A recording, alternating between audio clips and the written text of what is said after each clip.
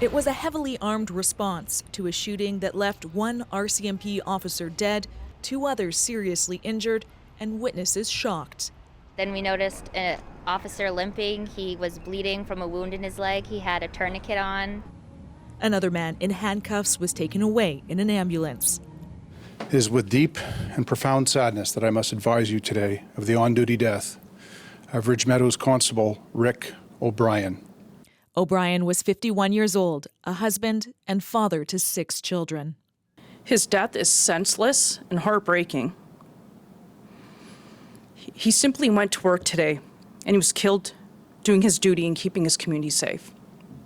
Officers from the Ridge Meadows RCMP were executing a search warrant at an apartment complex in the nearby city of Coquitlam, east of Vancouver. Executing search warrants is a routine police duty, but it can be dangerous, says this former officer. You're going into somebody else's domain. You don't have really the advantage of surprise or the knowledge of the area that the person that is inside would have.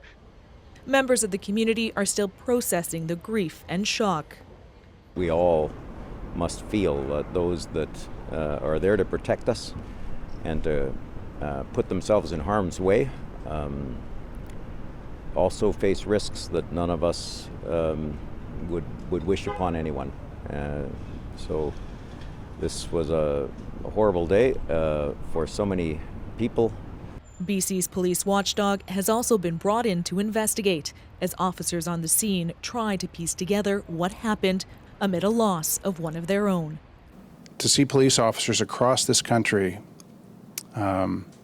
killed trying to protect their communities enrages me. And Renee, what more do we know about the suspect? Well, we know the suspect remains in hospital. He's in his mid-20s and known to police. We're also told there were multiple officers there to execute this search warrant. Now, police won't say if it's gang or drug related, but that it was part of a longer-term investigation by the Ridge Meadows RCMP.